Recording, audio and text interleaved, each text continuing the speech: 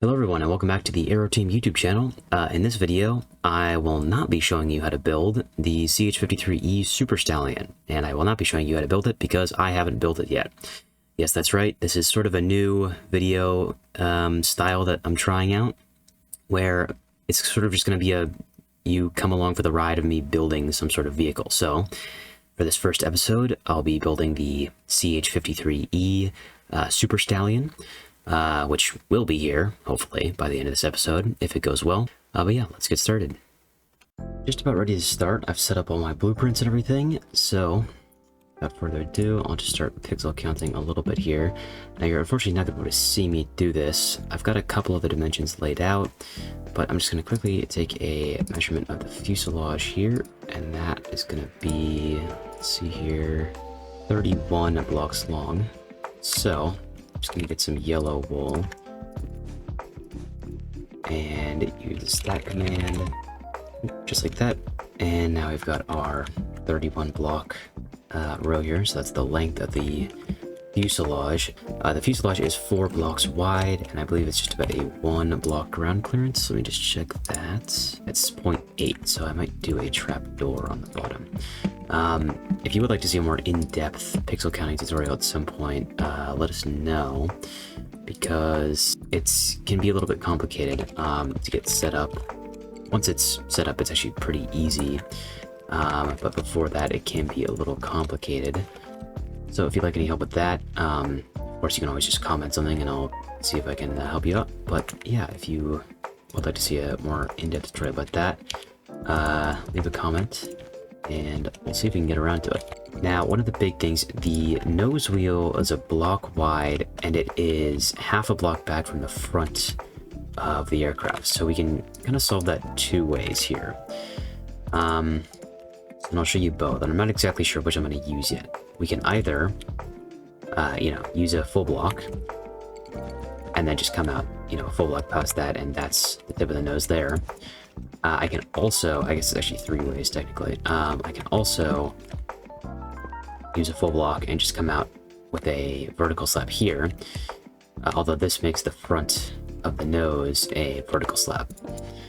I could also make this a full block and then make the wheel actually out of vertical slabs like this and make it offset by half a block like so.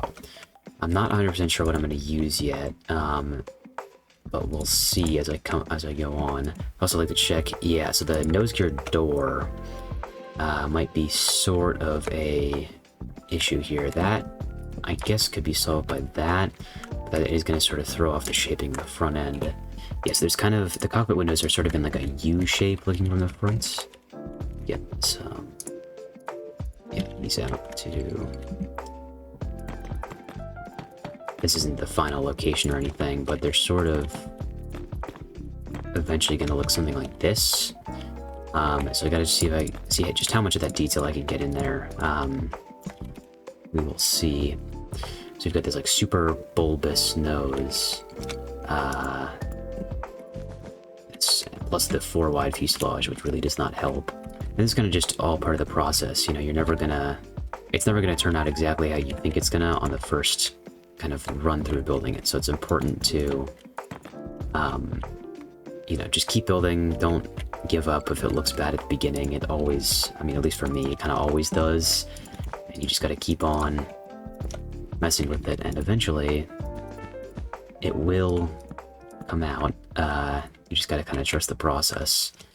I'm going to try to start using replay mod here and time-lapsing this, because I'm sure you don't want to hear me talk all day, but I'll come back when I made some more substantial progress.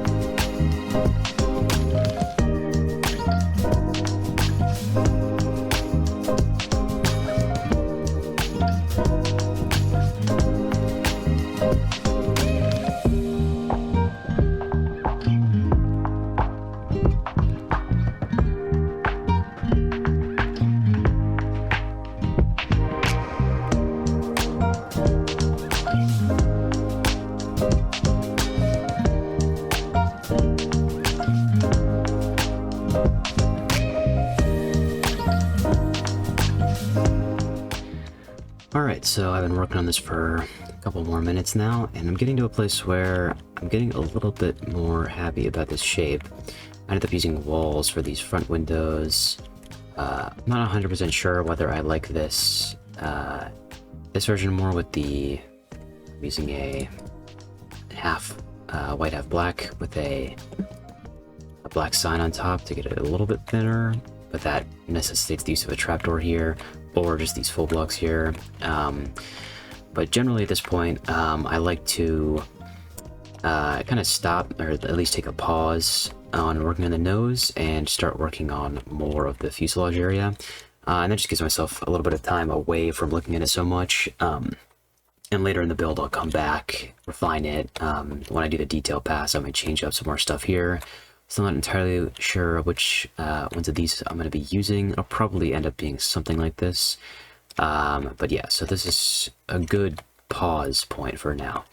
And of course, I will be coming back to that because it's definitely not fully done yet. But yeah, we're getting closer. So yeah, now I'm going to just take the fuselage back and see what I can do.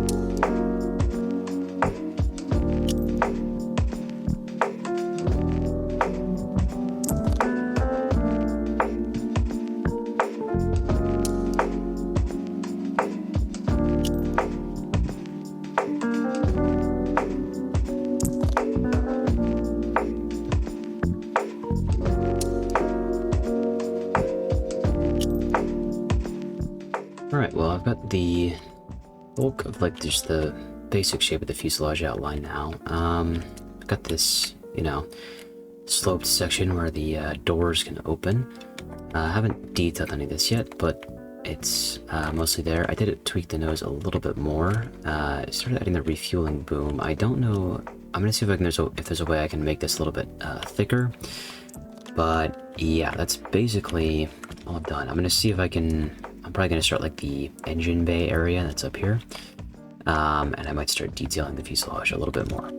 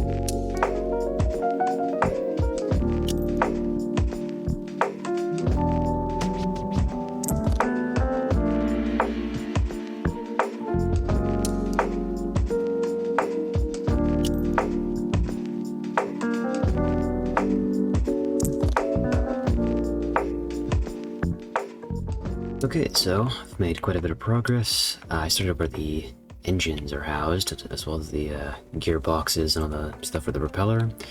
Not the propeller, the rotor. And then here's where all the engines are kind of like mounted to. So as the third engine is inside this part.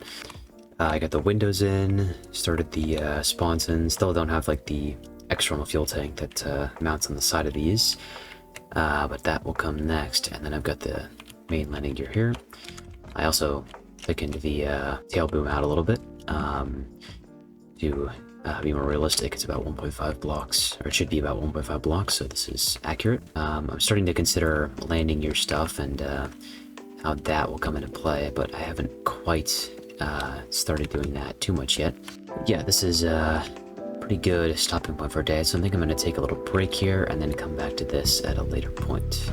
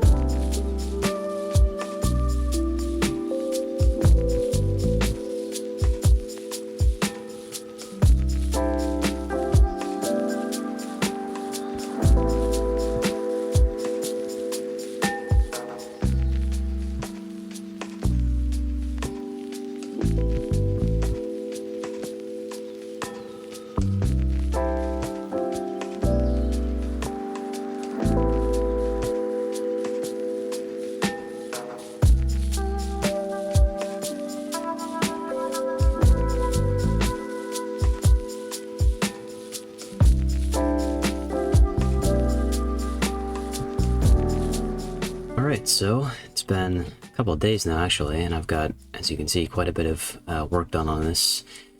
I did not include all of it in the time lapse because it would have taken a really long time, and most of it is just me sort of standing still for 5 minutes, placing a block, standing still for another 5 minutes, deleting the same block, just because, especially on military builds like this, there's just so many little, you know, things that stick out of everywhere that it takes just scrolling through. I mean, I probably looked at thousands of pictures at this point, and I'm still not fully done, you know, detailing. I did change the nose a little bit. I realized that the cockpit glass is a little bit, about half a block too low, so I replaced there was originally a trapdoor. I put a slab on that, and then moved this up a half block, and then changed this top half nose here, which gives it a little bit more of a realistic look. That also correctly places the cockpit windows a little bit above these main windows on the side here, so that's useful. You saw me build the engines in the time-lapse here. I'm not actually sure what kind of engines these are now that I think about it. A couple little antennas, some fence, you know, little exhaust ports here. This is kind of an interesting technique I use with these two white fence gates. Just an easy way to kind of like connect the engine into here. Not really sure. I think it's just more like, you know, for structural stability, but from the front, oops, that gives it a nice, you know, sort of angled look, just like in real life. They have all of these helicopters have this kind of interesting like cone on the front of the turbine. Not really sure what that's for. I would assume it's for like dust filtration or something like that, because I know these helicopters operate in a lot of unpaved environments. I know the earliest like CH-53As did not have these, but every single helicopter since then has, up to the Ks, which are more modern than the E, which is what I'm building. And then we've got the actual exhaust. I used I think it's, what is this? Yeah, another brick head. I might change this to some sort of wall. We'll see. It's not really the right shape. It should be, I mean, of course we're on a slabler here, so it's a little bit hard to do. But yeah, I'll see if I can mess with that a little bit more. Then we've got the third engine here that's sort of like embedded in this sort of top part of the fuselage, and its exhaust here. This is just where the tail folds in, because these can be like put on ships and stuff. They need to keep them as small as possible, so this entire tail assembly can like rotate around at this hinge point. This is a little, I think it's just like an anti-tail strike thingy, so if the pilot accidentally like hits the back of the helicopter into the ground, the tail rotor will not hit. And I just used some fence gates and some roll-edited levers in here to keep this nice and small. We've got the angled tail assembly. I don't really know why it's angled like this, but yeah, the whole propeller and tail is angled, which did make it quite annoying to build, but I got through it. Beacon light here, and then we've got the rotor, obviously a massive 7-bladed rotor. This here is I think it's for the winch. It's like you can hang people from this. There's like a rope in there. And then of course the massive side sponsons here with the nav light on it. This like inner part is the actual, just the sponson. And then there's this like sort of hanger thing on the side with this like long piece that goes above it. And then this is an external fuel tank that can be like not on the sponson, but it's pretty rare from what pictures I've seen for these not to be on there, so this includes it. And then these little like things, not all of them, not all the helicopters I was looking at, even just in the E's, have this little thing sticking out. If you know what it is, please put it in the comments because I'd like to know. But yeah, not all of them had it, but it is on both sides here, that too. I do think it looks pretty intimidating from the front, which is what it should be. I used, because the nose wheel's in between two blocks, it's two vertical slabs, I used a head here to put a little hub gap in there, which adds some nice details. There's another little thing that just sticks out of the side. But yeah, we're getting close to it being done here. Most of the details are on. I might still mess with the nose a little bit more, just because I'm not 100% happy with it still. But that's just kind of how all builds are. You're never going to be really 100% happy with it, at least in my experience. There's always a little bit more tinkering that can be done. But yeah, I think now we're basically ready for the livery. I'm just going to do mine in normal gray, because that's what 97.5% of these are. I might try to do some of these things are really dirty. They have often from this third engine like a massive like exhaust stain on the side here, so I might try to put that in. We'll see. But yeah, this is basically almost the completed helicopter, so yeah.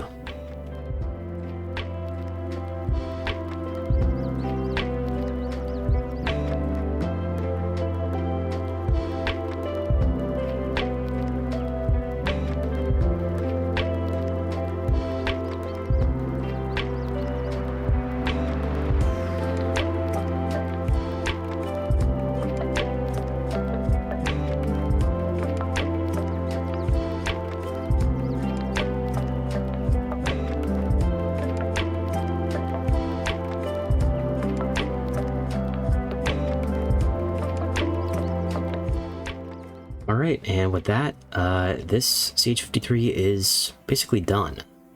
It's been a couple months since I actually recorded that last bit. I think I recorded that in like June, and it's now December, so yeah, it's been a while. I did work on this a little bit more, but not too much, so what you saw in that time-lapse is basically all that's been done to it. The main couple things that I just wanted to point out with this livery, this is just the standard US Marines livery, nothing special about it. I've got just the big Marines text here with the logo, registration numbers, and yeah, I mean, it's a pretty simple livery. It's just that low-vis light gray that basically every single vehicle that the Air Force, Navy, and Marines operates is painted in some similar shade like this. So not the most interesting, but when you're in a war zone, I guess interesting isn't really what counts. I did end up switching out the vertical slabs here for some glass panes. But yeah, I think it just, looks a little bit better than having those normal black vertical slabs there. And yeah, I think that just about does it. I think it went pretty well, I would say I succeeded in the goal of, making a CH-53. Yeah, if you like this new video format, please comment down below. I've got a couple more ideas of different stuff that I could make doing this. And yeah, if you guys like it, let us know and we'll try to do some more of these. And yeah, I think that's about it. Thank you for watching the video to the end. Please subscribe, like the video, comment, all those things. And yeah, thank you for watching.